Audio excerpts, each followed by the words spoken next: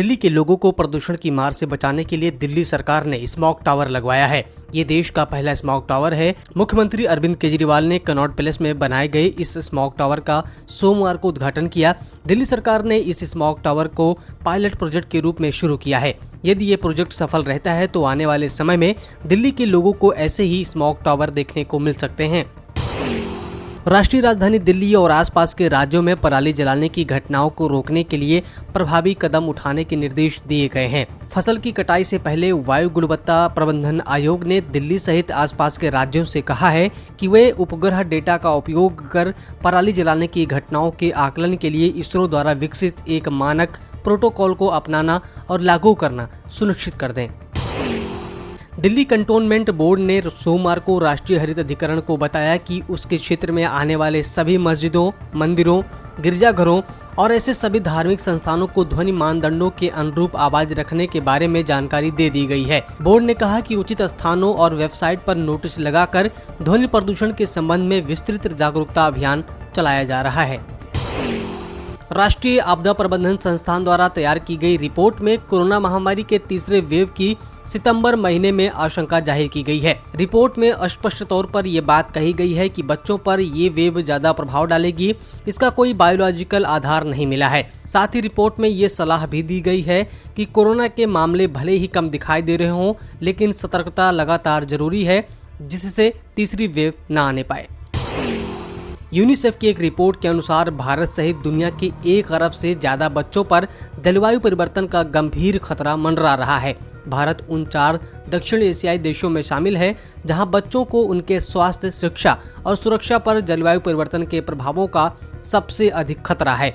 Report के मुताबिक भारत, पाकिस्तान, बांग्लादेश और अफगानिस्तान पर जलवायु परिवर्तन का सबसे बड़ा संकट है। हरियाणा, दिल्ली, मध्य प्रदेश, छत्तीसगढ़, गुजरात के कुछ हिस्सों, छत्तीसगढ़ के कुछ हिस्सों, महाराष्ट्र, अंडमान और निकोबार द्वीप समूह के बाकी हिस्सों, तमिलनाडु और बाकी पूर्वोत्तर भारत में हल्की से मध्यम बारिश होने की संभावना है। बिहार, झारखंड, गंगेय पश्चिम बंगाल, उड़ीसा, आंध्र प्रदेश, तेलंगाना, तटीय कर्नाटक और केरल में हल्की बारिश संभव है। 25 अगस्त को असम और मेघालय में भी भारी बारिश होने की संभावना जताई गई है। उत्तराखंड के पौड़ी जिले में गुलदार का आतंक देखने को मिल रहा है। आए दिन गुलदार ग्रामीणों पर हमला करते हैं। गुलदार के हमले का ताजा मामला गड़ोली गांव का है। गांव के एक युवक पर गुलदार ने हमला बोल दिया। गुलदार के हमले में युवक बुरी तरह से घायल हो गया है। उसके शरीर पर जख्म के निशान हैं। गुलदार के आए दिन हमले की खबरों के बाद जिलाधिकारी ने वन विभाग को उसे पकड़ने का निर्देश दिया है। दिग्गज businessman Anand Mahindra social media पर काफी एक्टिव रहते हैं। इस बीच आनंद महिंद्रा ने एक शानदार वीडियो शेयर किया है। इस वीडियो में 2 बाघ दिखाई दे रहे हैं जो बेहद बड़े और खतरनाक हैं। बाघ रात के अंधेरे में सड़क पर आए तो लोग डर गए। उन्होंने अपने अपने वाहन रोक दिए। रोड पर जाम जैसे हालात हो गए। महिंद्रा द्वारा इस वीडियो को शेयर करने के बाद ये तेजी से वायरल हो रहा है। वीडियो पर यूजर्स कई तरह के कमेंट्स भी कर रहे हैं। स्वास्थ्य मंत्रालय के मुताबिक देश में पिछले 24 घंटे में कोरोना वायरस के 25,072 नए मामले सामने आए, जो कि 160 दिनों में सबसे कम है। रिकवरी रेट अब बढ़कर 97.63% हो गया है। वहीं 24 घंटे में 44,157 लोग कोरोना से भी ठीक हुए हैं। अब तक कुल 3,24,49,000 लोग संक्रमित हुए हैं। इनमें से 4,34,756 लोगों की मौत हो चुकी है। अच्छी बात यह है कि अब तक 3,16,80,000 लोग कोरोना वायरस को मात देकर ठीक हो चुके हैं।